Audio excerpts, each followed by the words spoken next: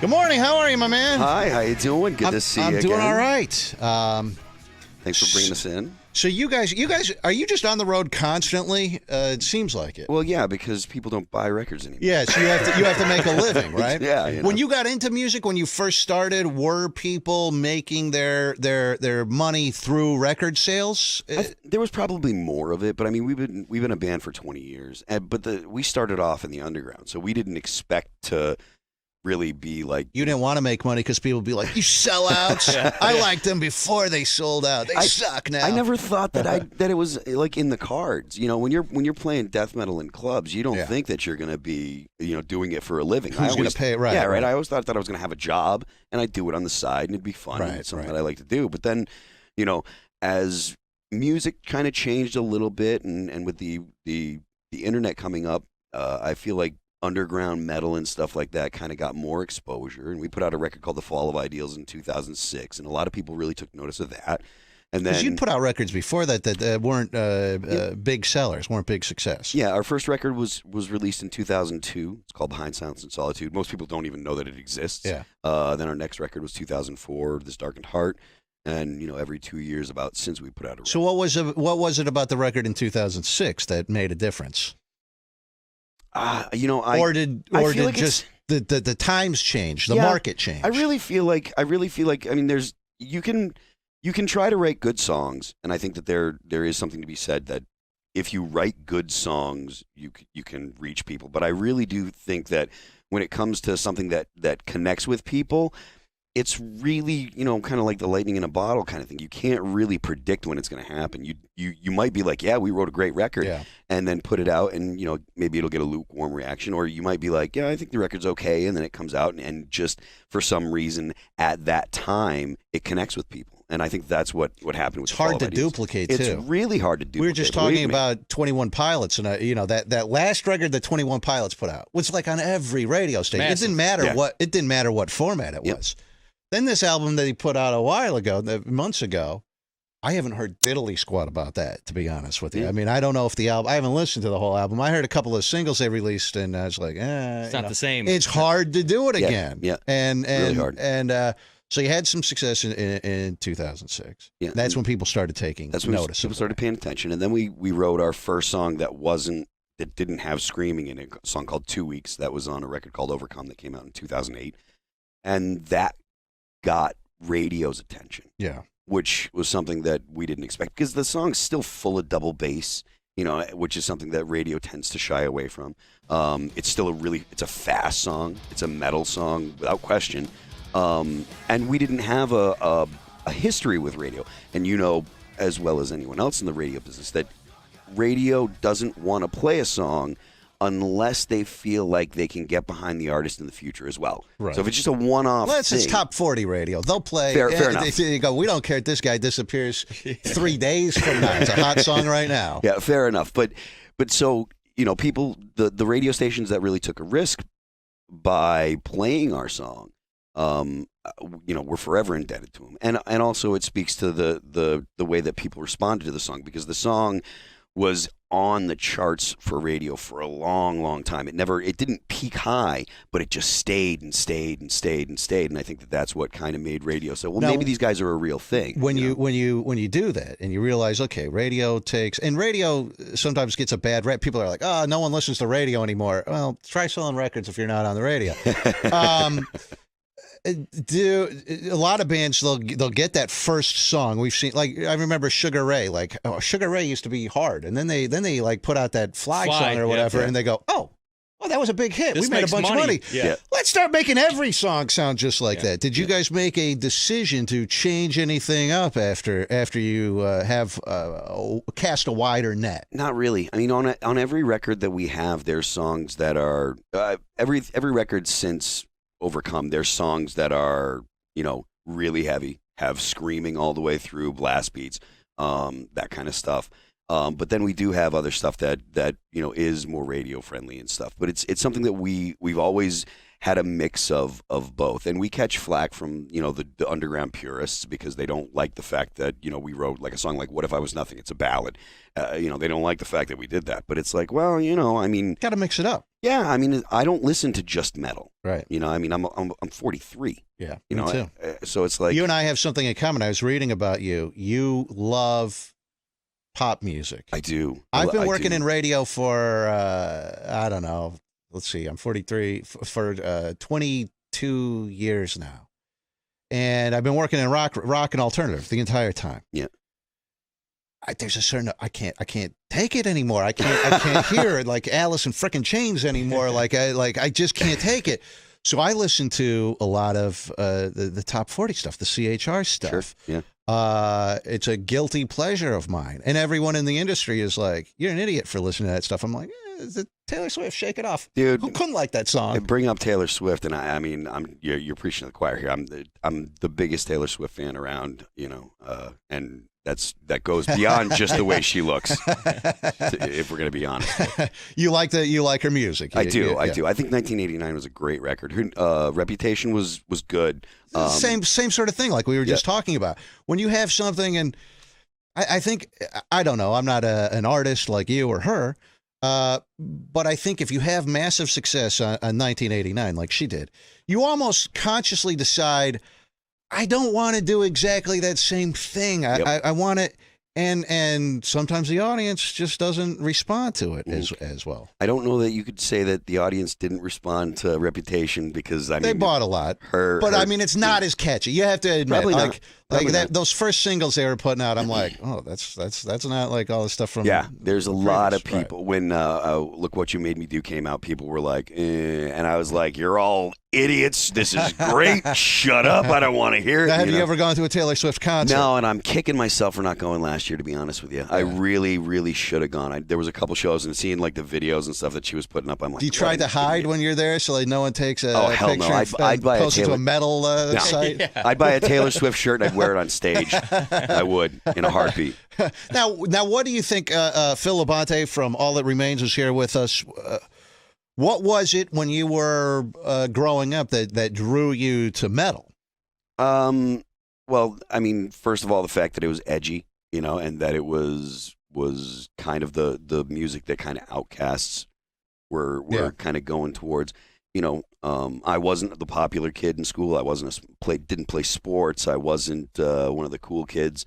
And so, you know, it was kind of an escape for me. And so the fact that it seemed like I could always find heavier music, because it started with Iron Maiden and then Metallica and then the thrash bands. And then it was death metal like Cannibal Corpse and Grave and Carcass and Entombed and Swedish metal and stuff like that. It felt to me like I could always find something that other people weren't listening to. And it got down to the point where it seemed like there was like me and 4 other kids in my school that listened to it. Yeah. There was definitely a bit of elitism in it, you know, in the fact that we were like, you guys all listen to that garbage. We know what's cool, you know, that kind of thing. Yeah. But it was definitely the fact that it wasn't mainstream. It wasn't what everyone kind of thought you were supposed to. You grew up in Massachusetts, right? I did, yep. Now, did you love or hate Godsmack? Because they were from Massachusetts, and they probably got big, I'm guessing, right around that time. They were high school, right big after high school? After high school, yeah. Okay. Like, so I was in a band called Shadows Fall when Godsmack started going. And I wasn't super into them. I didn't hate on them at that time.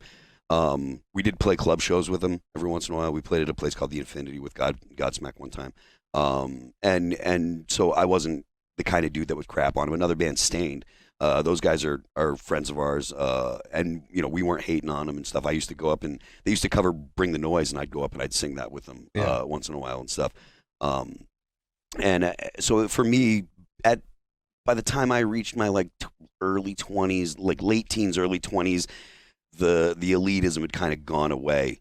Because, again, you know, you start seeing a lot more people in, and I'm like, you know, it's not as elite as I thought, so maybe it's not really that cool to be like, looking for the elite, you know, the most underground thing. And I'd been listening, at that time, I'd been listening to, you know, really heavy metal for, you know, 6-7 years, and so I kind of was like, well, you know, I'm kind of over that phase. Mm-hmm. So for me, I was never a big hater on other stuff, at least by the time I hit 1920, the hating on stuff had stopped, and I was like, nah, that's it doesn't matter to me. You know? You probably also have a respect for the people who are doing it as you make Absolutely. a living from it. You Absolutely. realize how difficult it is Sure. to do that, to make a living at it. Yeah, without question. I mean, it's not easy to be a musician professionally, especially if you were an original artist. You know, if you're going to go out and play covers, you know, you can make a living doing that. But it's not easy to be an artist that writes original music that people pay attention to. People think if you get a song on the radio, if you're touring like you guys are, that you're gazillionaires. I mean, people just assume that. Yeah, and some people think the Earth's flat too. So.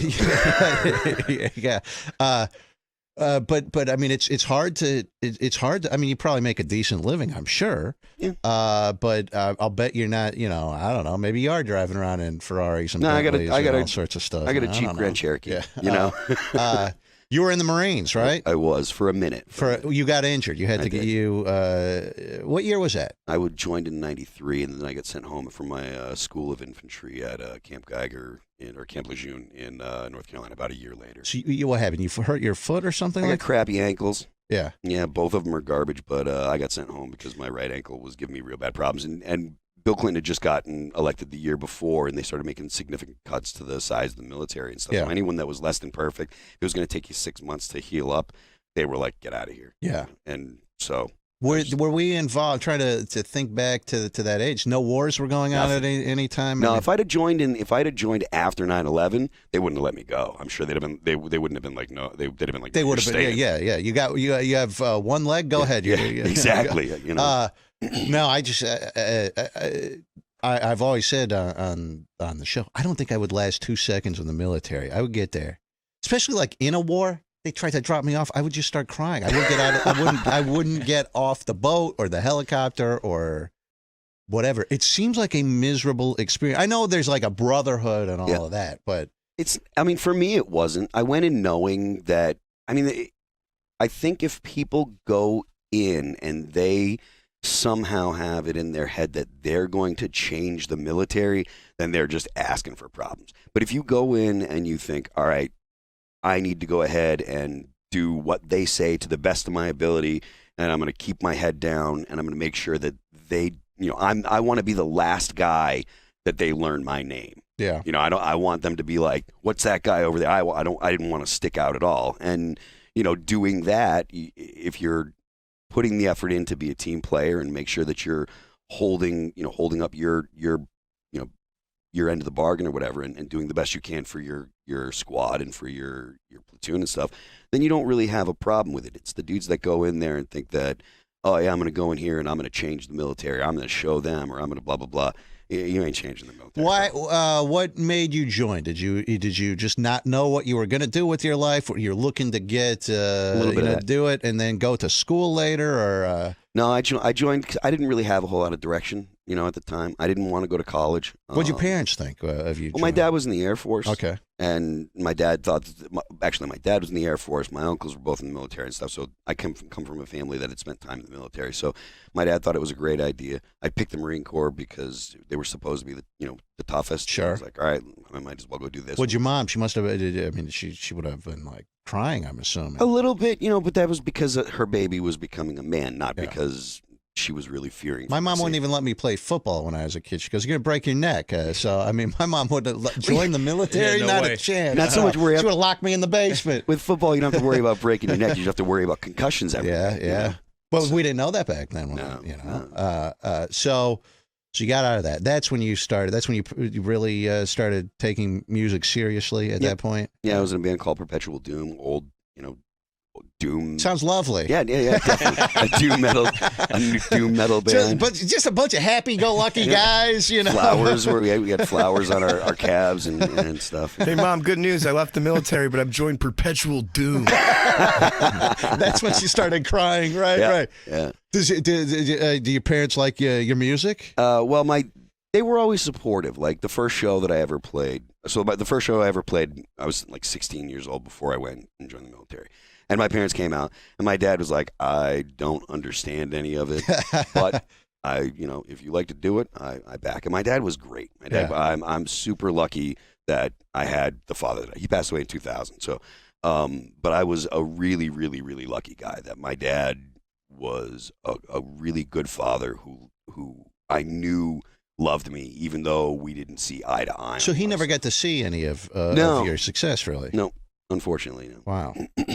which must bother you to some extent, because every guy wants to impress their fathers in some way or another, like deep in their brain, you know. It would be. I mean, I can't say that I don't think it wouldn't be cool. You know, it'd be great if he was alive still, obviously. But I never felt like my dad wasn't proud of me.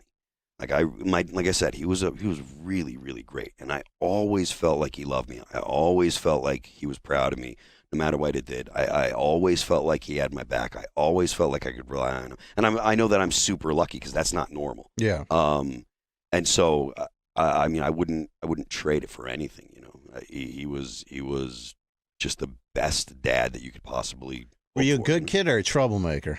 A little bit of trouble, but not too bad. I never got arrested or anything. Yeah. I don't have a record. I got arrested a couple times when I was a kid. Steal my mom's car. I was 14 years old. Steal my mom's car. Yeah, no, see, I had a single mother. I didn't have a father. Yeah. So there were not a lot of repercussions. Like I got caught, and my mom wrote a note telling me how disappointed she was in me. Dieter, you had a father. You were like, that's it? Yeah, I know. I go, oh, jeez, I can do this all the time.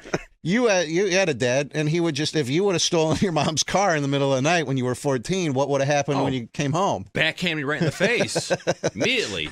Yeah. Yeah, it would be a different story. Yeah. So I guess it's all just the way that you're. Right? Do you have kids yourself? No kids. No kids. No wife. Nothing. No girlfriend. One-time no boyfriend. I don't know what the hell's going on with you in this day and age. I have no girlfriend. One time divorced. So.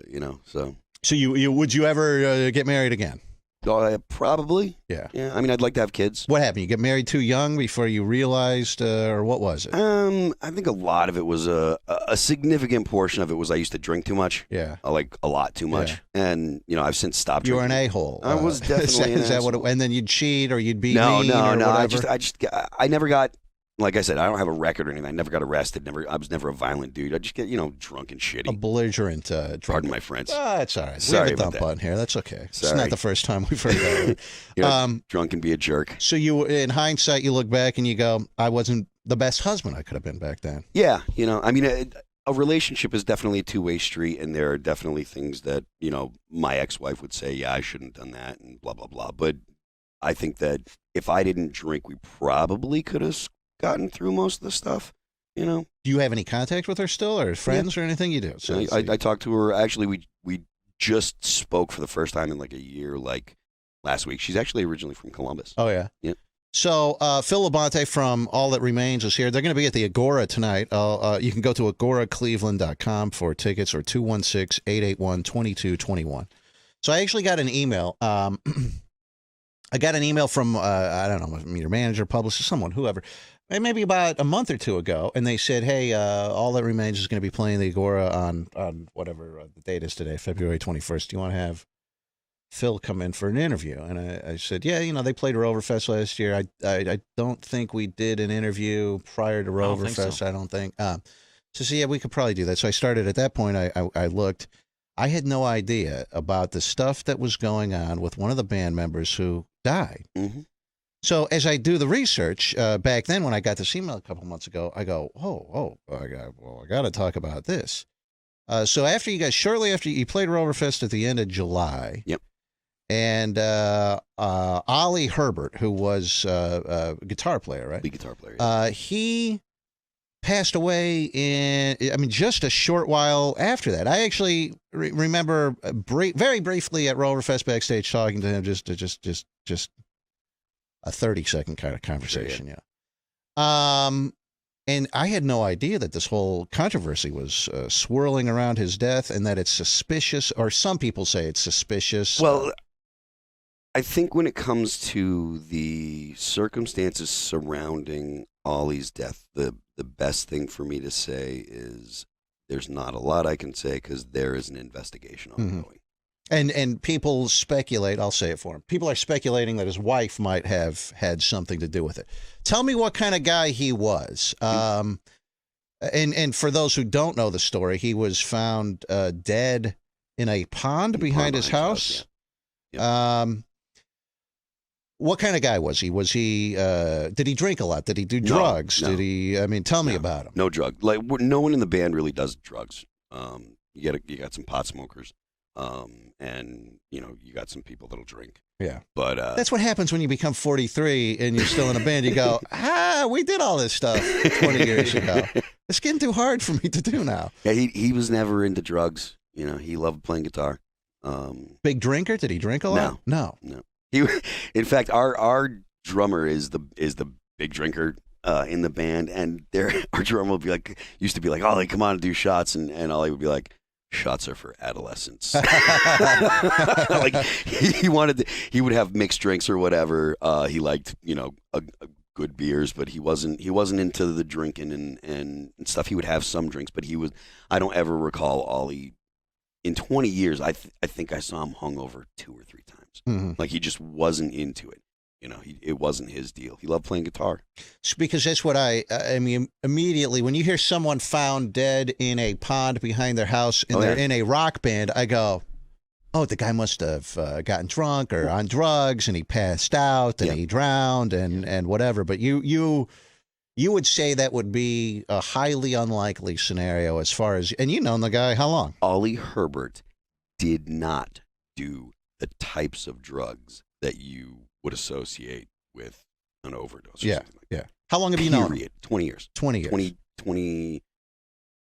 22 years. 21 or 22 years, yeah. Never saw him do any of the drugs that you would associate with someone that, overdoses and dies. And then I believe the wife waited until, I don't remember all the stories, because like I said, I all of the details.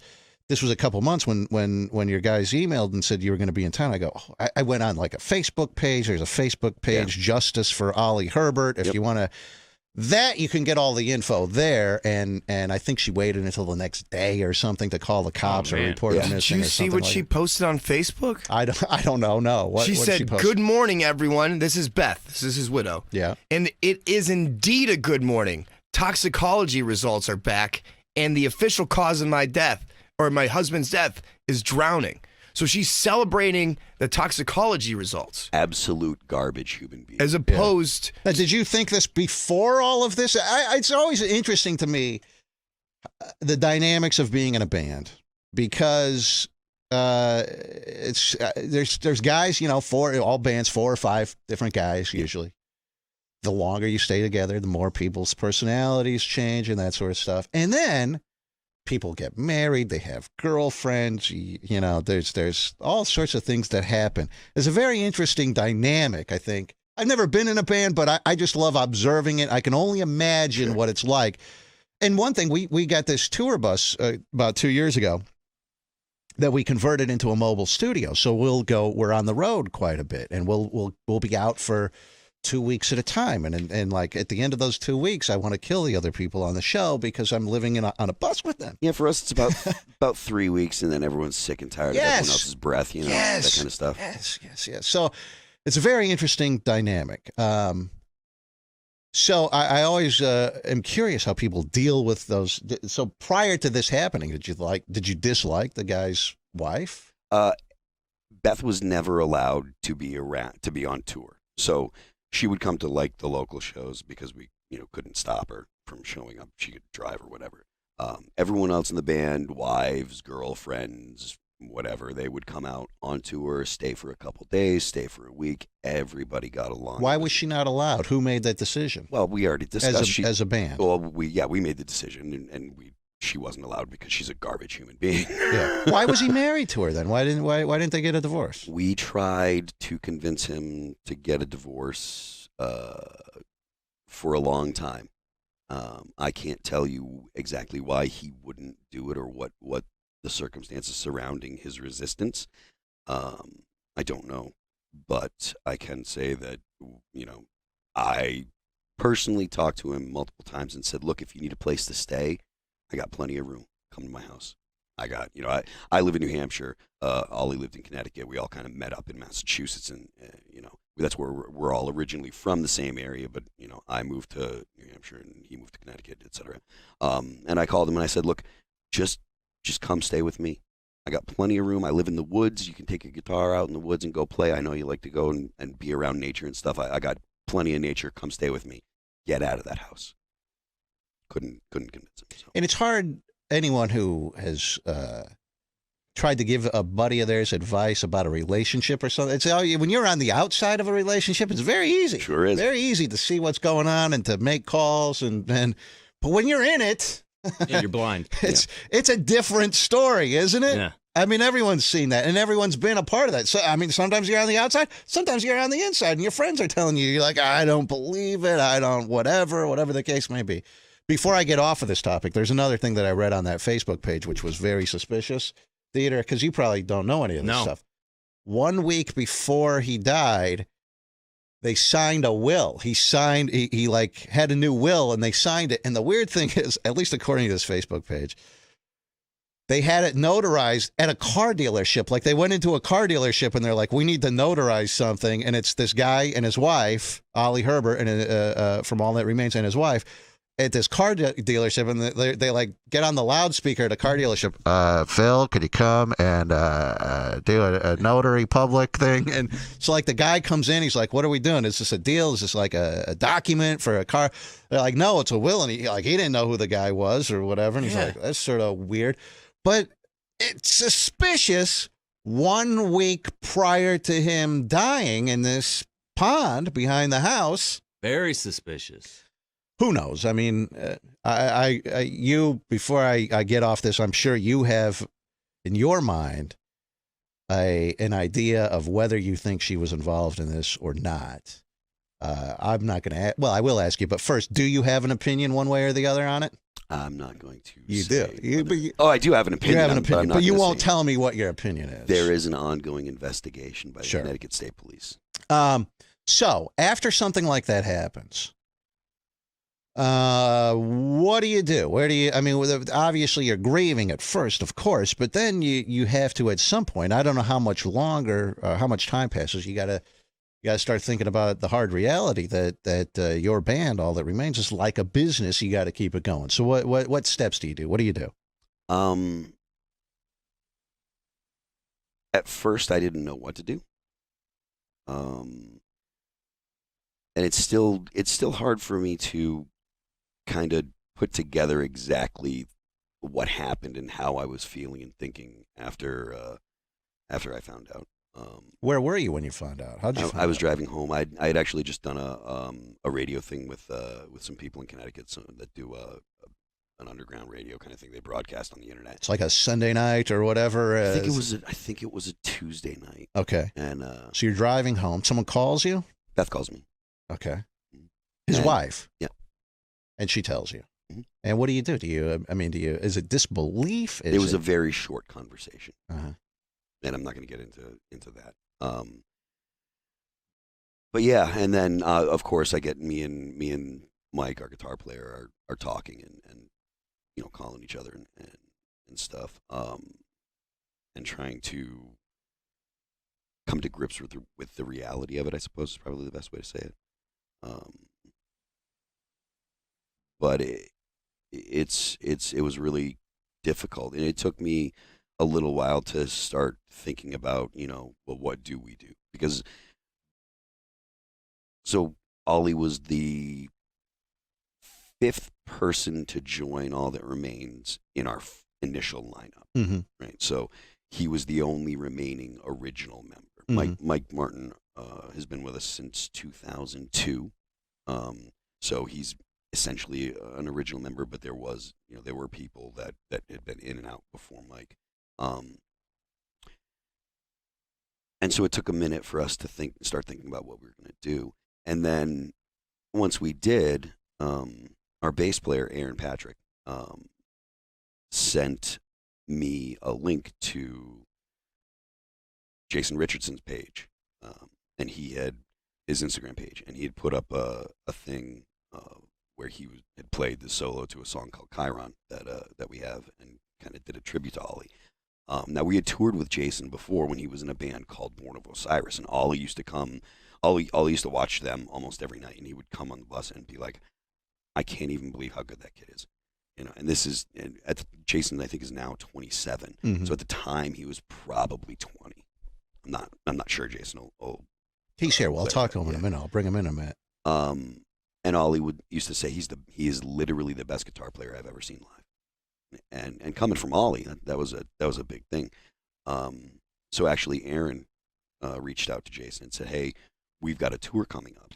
You know, could you fill in? Could you do the spot for us?" And he was like, "Yeah, cool." And what was he doing? Was he in another band or something? Was he working at Best Buy? He's got a solo project. He's got solo projects that he does, and he's a musician that plays guitar for a living. So he sells his own merch. He has his Instagram page, and he does some stuff on YouTube. But he sells tabs. And like I said, he's got a solo record that'll come out, or an EP. I'm not sure how long it's going to be, but he's got a record that'll come out this year. He has a solo record that he put out. He'd been in other bands and stuff, so he was a full-time musician. How hard is it to, when you get a new member in? Excuse me. How long does it take to, Ollie'd been there, 20 plus years? Yeah. How long does it take to gel, or are you still working through it? I mean, you still have, Well, I think a big part of the reason why Jason's in the band now is because we so easily fit together. For us, me and Mike, and Jason Costa, our drummer. As soon as Jason came and hung out, we kind of just kept giving each other looks. Like we'd make a joke, and Jason would be right there with us, and we'd kind of look over and be like, kind of nod, and like, this kid gets it. Like, this dude get the right personality. Exactly. In addition to the playing chops, you got to have a personality that fits. And he fit right everyone. in. And we were just like, this kid's hilarious. He gets all the jokes. It feels like he's been hanging out with us forever. Yeah. So because didn't you guys used to have, it wasn't guitar. Did you have a female person in the band? Yep. Our bass player, G. Bass player. Yep. What happened to her? She left to, I'm not 100% sure why she left. She met a guy, joined his band, and was doing both of them, and then decided that she didn't want to be in All That Remains anymore. And we were like, hey, you've been with us for 10 years. No harm, no foul. You want to do something else? Totally cool. And we were supportive of her. How's the reaction of having a female in a hard band like yours? It's uncommon. For us, it was never a thing. Yeah. For us, it was just like, well, it doesn't matter. I mean, I'm the kind of dude that thinks like it doesn't matter whether you're a woman or not, or if you're things like your identity don't matter. It's, are you doing the job? The new guy's transgender, actually, too. I don't know if we made this public, and Phil doesn't care. Very progressive. Yeah, he's fine with it. Yeah, I mean, it genuinely doesn't matter to me. All that remains except the penis. Female penises, man. Those are apparently a thing in 2019. Well, he's actually here, right, Dougie? The new guy. Yeah, Jason's All right, here. let me take a break. And then we'll bring him in after? Yeah. Okay. Let me talk to him for a minute, and then we'll wrap everything up with Phil and Jason from All That Remains. They're going to be at the Agora tonight. And for tickets, here's how you get tickets. Go to agoracleveland.com or call 216-881-2221. And you can get tickets for the show. Who are you playing with tonight? It's us, In Flames, and a band called All Hail the Yeti. All Hail the Yeti. Yeah. That's a good name. It is. I don't know if they're a good band, but it's a good name. All right. They're good. Let me take a quick break, and we'll be right back on Rover's Morning Glory. Hang on. Rover's Morning Glory. Jason Richardson. He's the guy that they brought in after this Oli Herbert was... well, I was going to say killed, but we don't know that for sure. After he passed away. What month was that? October. October 7th. So they had to make a decision. I mean, you got mouths to feed, you got mortgages to pay. You got to keep going, even though you're grieving. You gotta keep going. So they get this guy, Jason Richardson. Let's bring him in. Let me talk to him real quick. I have some questions for him as well, and because that's got to be sort of a weird thing. Oh, he's much. Look how young this guy is. He's fresh out of high school. Right, this baby. Guy. Look at this. What's there? You go. There. A little bit of slack. What's happening, Jason? How are you, my man? Good, man. How about you? So I'm doing all right. So, were you surprised when they reached out and contacted you and said, "Hey, can you come on tour with us?" That's a big deal, right? Yeah. I mean, obviously, it wasn't expected by any means at all because it had just happened. They found you through an Instagram post. we I mean, knew maybe him it's a little before. bit more. It's a little bit before, but essentially, someone showed you his Instagram post or something, and you're like, "Oh yeah, maybe we should talk to that guy." Essentially, right? Yeah, pretty much. Yeah, but I had toured with them multiple times in the past before, like in prior bands that I had been in, even with Bubble, the bass player, and other bands that he was in on other tours besides All That Remains ones. So and we'd met up and hung out at festivals in Europe randomly in another band that I was in. So it's definitely history with all of us before. It wasn't just like some brand new person coming into the picture. So you fit in. Do you feel as if you're fitting in well? Has it been a smooth sort of thing to jump right into? Yeah, definitely, 100%. Yeah. Yeah. Now, are you guys writing new music together yet and all that, or just going out on tour? You're playing what you have. Well, the new album just came out. Yeah. Like in November. So you don't have you haven't experienced writing together yet or anything like. How do you guys normally write? How would you write songs? Usually, it used to be that Ollie would come up with 2 or 3 riffs that would work together, and then me and Mike would kind of sit down, and me, Ollie, and Mike would kind of shape them into songs, and then we'd get Jason, our drummer, involved, and he'd come up with the with like drum beats that fit or whatever, and we tell him, hey, we want the snare to be this tempo for this part and that kind of stuff. But it was mostly me, Mike, and Ollie. So moving forward, I imagine that it'll probably be me, Mike, and Jason. Now, you as lead singer, Phil, can you admit to me right now that sometimes you just randomly pull words out, as all lead singers do? Because I follow words to songs sometimes. I go, how do these guys come up with this? It's just random mumbo jumbo sometimes. I know you're doing that, right? You're just trying to confuse us purposely. No, never? No. What example are you talking about, Rover? I don't know. Read the lyrics to any song, basically, ever. It doesn't matter what genre of music it is. Justin Timberlake one time did say "bleeded" in a song. Yeah, That makes sense. Work that in on the next album. So, all right. So let me ask you this, Jason. So they ask you to join the tour.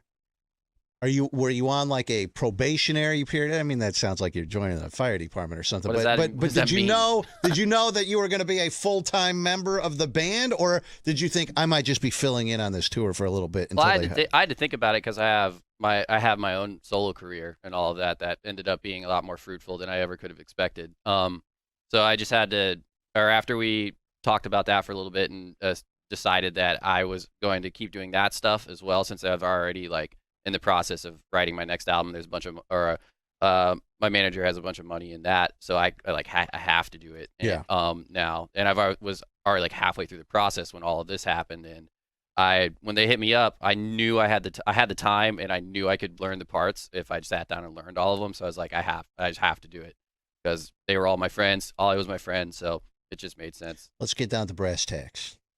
How do you negotiate what your pay is going to be?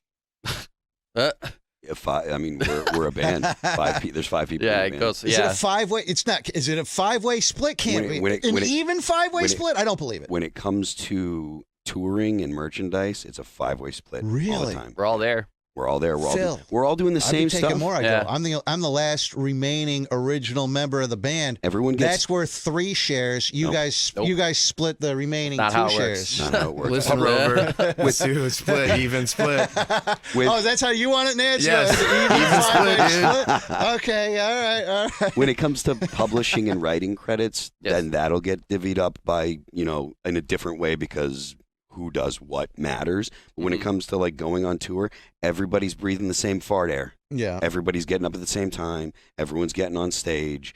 Everyone's doing the same thing. Everyone's expected to do interviews and stuff like that. Everyone's expected to promote the band. How much of and I only know this. I do one show, Roverfest, which is big. You played it last year. 20,000 people at this thing, and it's the only event that I do. And we do. There's no outside promoter. The radio station doesn't put it on. It's me and my company. We everything from picking where the porta potties go to. Do you really pick where the porta potties go? I do. Yeah. Yes. Yeah.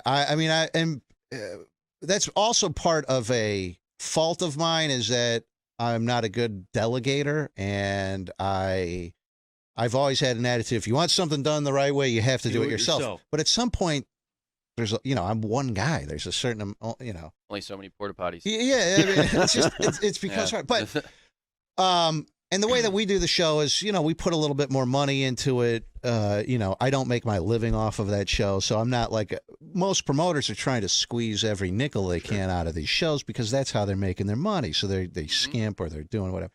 I've always wondered how much on your guys' side let's just say you're paid X amount of dollars. How much of that, now, so you split it amongst the band, but how much of that are expenses? Because you guys have a tour bus, you have roadies. Yeah. How much of that percentage-wise is going outside of the people who are up there on stage playing? Overhead on a tour is high because you're paying for, whatever mode of transportation you've got, whether it be flights to flying, for flying to shows, or whether you're paying for a bus. Your crew is getting a rate. They're getting paid whether you're playing a show or whether you have a day off, or it's the same rate all the time. So the overhead can be high. I don't know exactly what our margin is.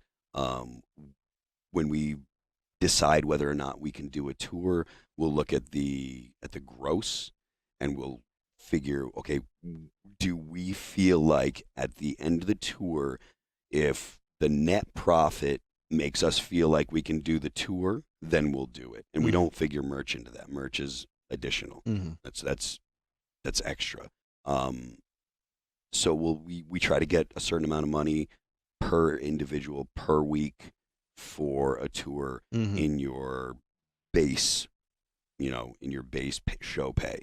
And then the merch, again, we split 5 ways, but that's all bonus stuff. These guys, these bands bringing this merch in. You must be making a decent amount of money on the merch, because it's a huge pain in the nuts, Dieter. Have you ever seen all these bands the way they do this? They're lugging this crap around from city to city. They're counting it in at each show. Like we go, most of these venues, they take a cut too. Yep. I say, forget it. I say, I don't want to cut. I don't want to be worried about counting stuff with you. Here's what we're going to do. You're going to have some chick that is some broad that you used to bang 5 years ago that's your merch manager, and they're going to be in charge of it, okay?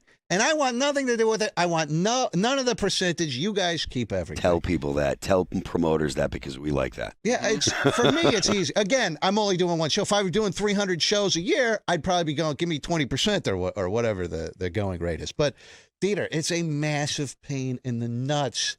It's a huge pain in the ass. So I guess it must be worth it for you, though, I suppose. You got to eke out every cent that you could make. So you do, Jason, you have this solo thing you said that you do. Yep. What, are you putting out a record? I have one out. It came out in 2016, summer of 2016. Did a few tours off of that, went to Japan, Korea. And now it's just time, it's been almost it'll be 3 years this summer, so it's just time to get a new one. Is this him right here, Charlie? Is it instrumental? There's 2 songs with vocals. Yeah, but this one, majority of it is instrumental. I could do this. I'm just kidding.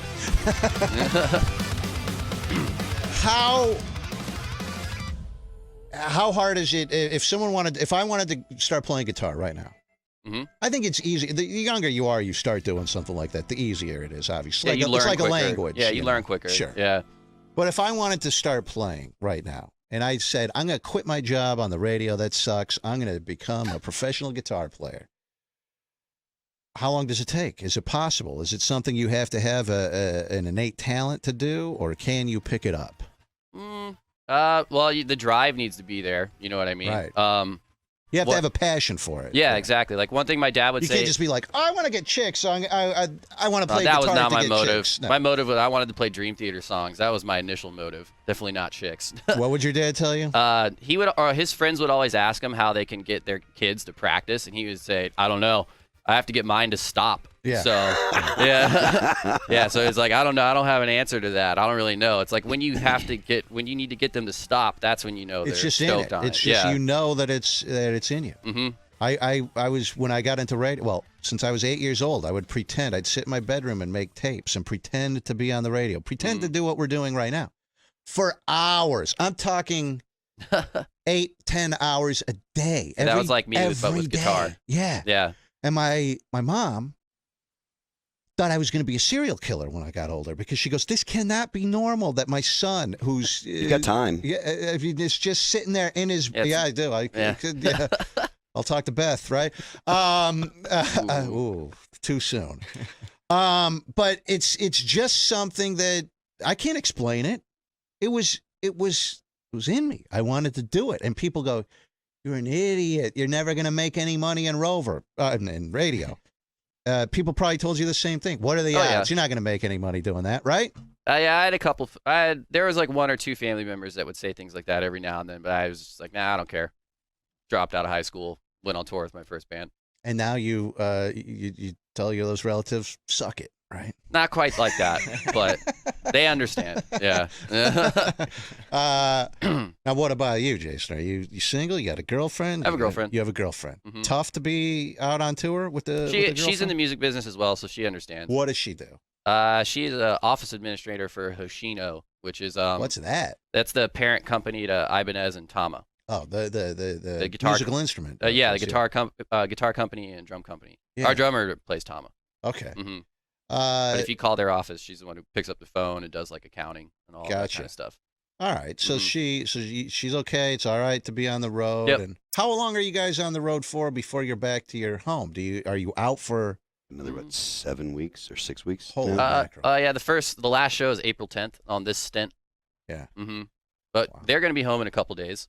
Yeah. For an off day. My girlfriend's coming out actually Friday because we're going to be in Niagara Falls, so she's going to hang out for a few days and then. It's a She's sex gonna ride on the fest bus, in right? Niagara Falls. This You can ride on the weekend. bus, right? Yeah. yeah. Only for a couple days. I think she's flying out See? of Pittsburgh. Girl, like we do that stuff all the time. It's if you got a girlfriend that wants to come or whatever, or someone's wife or whatever wants to come, She's they're going to jump always- on the bus and oh wow. Yeah.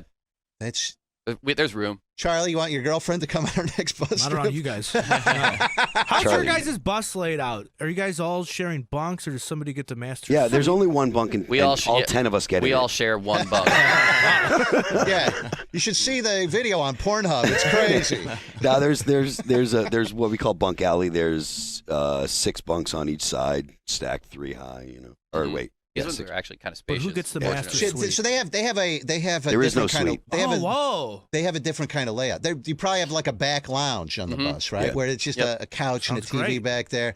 And then you've never been on one of the crew buses, Charlie, where No. so our bus is laid out differently. We have 6 bunks total. Well, but we took some out to make a video desk where our production guy sits. So Oh, there's nice. really 4 bunks, Yeah.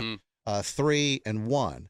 And then there's a master bedroom in the back. So I love traveling on the bus. This is luxury. We got 2 bathrooms on the bus. I have my shower Rover sounds back like there. a diva, man. I'm the singer, been leading the band for 20 years, and I just got a bunk, man. And I that's the way we roll. It was Ariana Grande's tour bus before when I bought it. That's she nicer used it than on ours. tour. Yeah, I'd be it's for like sniffing the bed. yeah. So I guess for me, I go, this is great. Traveling on the got bus is your own fantastic. I love it. I could be out for 6 months at a time. Then you talk to these guys, different story. Yeah. Can't use the Sleeping in- toilet. Can't take a dump. No. Can't shower. Yeah, the no pooping part sucks. Right. Yeah. Especially on festival tours, like Warped Tour or something like What? that. This is bane of my existence. Nobody Waking up does early that. enough You to get guys to the secret- clean porta No potty. pooping on the Do you bus. secretly try to poop on the bus? No. Never.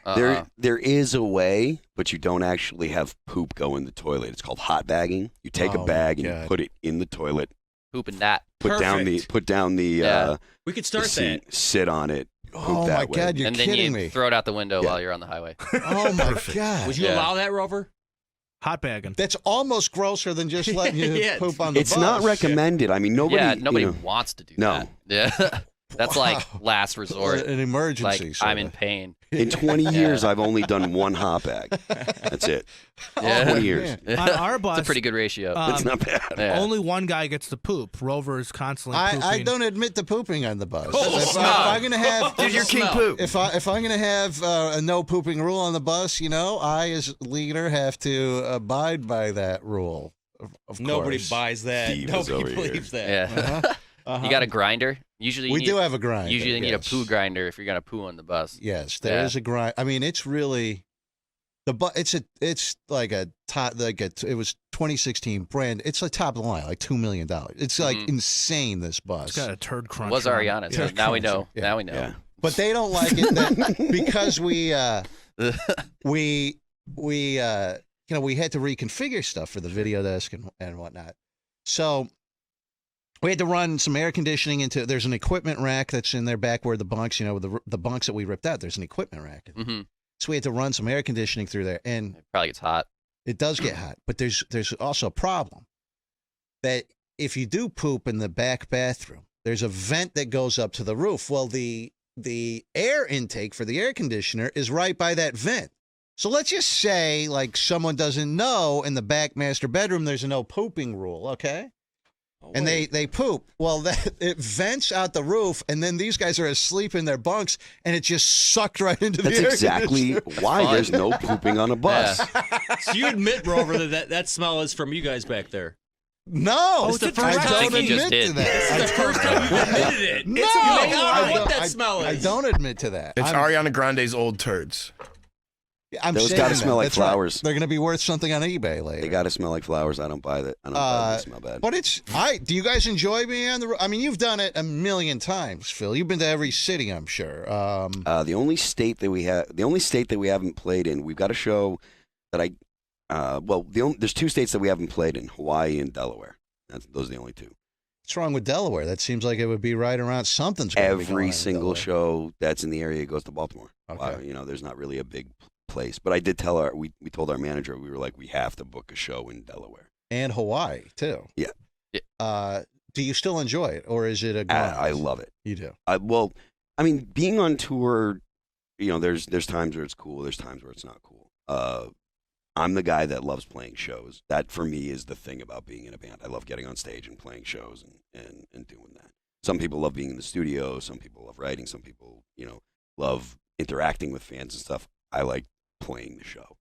So for me, do you get to go? Do you ever do anything in these in the cities? Do you get to go around, check the places out, or is it all pretty much the same thing day in and day out? It depends on the city, I would say. Yeah. Yeah. I mean, some cities are obviously cooler than others. So if you haven't been there before, you want to go and check stuff out, especially international stuff.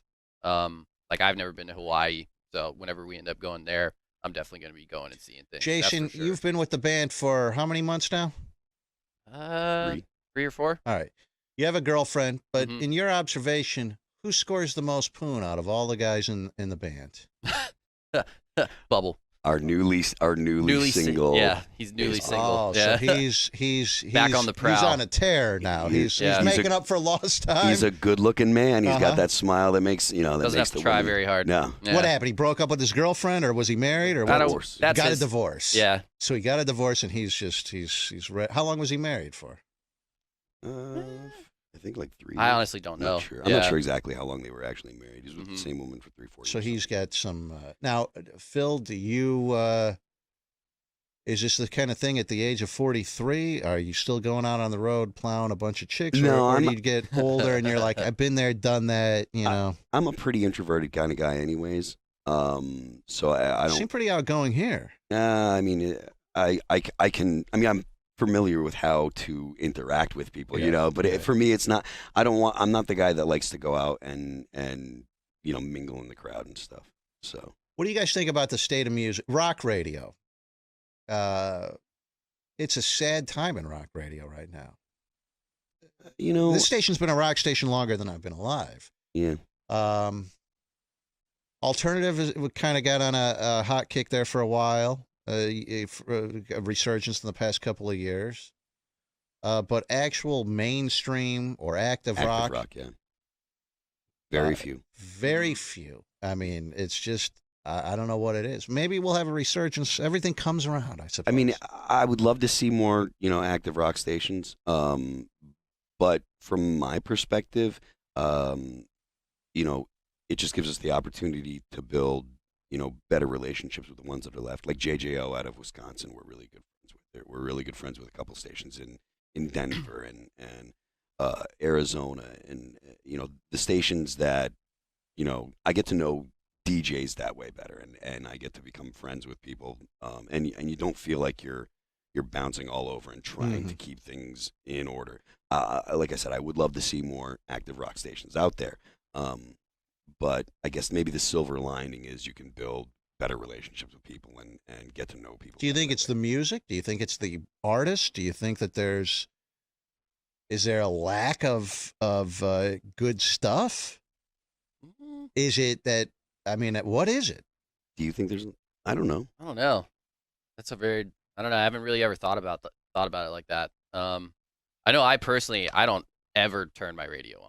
I just use the stuff on my phone, like for streaming. So pretty much that probably has something to do with it as well. Like people have so much stuff on demand with their phone that they can just listen to whatever they want to right there on the spot, plug it in. and they don't have to scroll through like the channels and wait for the song that they like to come on. You know what I mean? That's kind of one way to think about it. But well, radio stations do want to make the most amount of money that they possibly can. That's what we're in business for. do. And you know, they're playing whatever they think is going to make them the most amount of money. Well, all that remains is playing at the Agora tonight. I haven't been to the Agora. They remodeled it, Dieter. Did you know this? I heard that. Yeah, I haven't seen it yet. I heard it's actually pretty really nice. great. Real sweet. This is exciting. Yeah, I haven't Nice. I haven't seen it since. I haven't seen it. I haven't been there since either. You can get tickets at agoracleveland.com or 216-881-2221. Phil and Jason, thank you guys for coming in. Thank you. And we will probably, I'm guessing, I don't know, the death of your the guy who you replaced, Oli Herbert. You predict we'll be hearing more about that in the future? I'm not in the prediction business, but look how I've tried to get this out of him every which way. Yeah, I'd like to think that there is some type of resolution coming. Yeah. Like a Dateline or something. Oh man, you go to the Facebook page, Yeah, I'm looking Justice for Ollie, and you can kind of read up on this case a little bit. And again, take it with a grain of salt because it's Facebook, so you know who knows how much of it is accurate and isn't. But the circumstances were a little bit suspicious. And the band's website is allthatRemainsonline.com, so you can check them out. What's your website, Jason? It's JasonRichardsonMusic.com. JasonRichardsonMusic.com. Yeah, all that nasty guitar playing you heard when you were talking about his solo stuff, he's got his tabs and stuff available there. So yeah, all you guitar players, go check it out. Random bits of merchandise and all that too, CDs, all that good stuff. There you go. We'll have a good show tonight. Are we done with our this is show? it. All right, It. that was our. We took our last break already. It's your Miller time, huh? That's right. It's time to get out of here. The Aftermath starts on RMG Plus, our subscription service. If you don't subscribe to that, sign up now at roverradio.com, and you can watch or listen live. What do you guys have coming up on the Aftermath? We're going to Charlie? talk about Nads having pink eye. We'll talk about the new article written about Doogie's Cusack interview. And we'll talk about the interview with the guys from All That Remains. All that more coming up on the Aftermath. All right. Have a great day. We'll talk to you tomorrow. It's Rover's Morning Glory. Bye.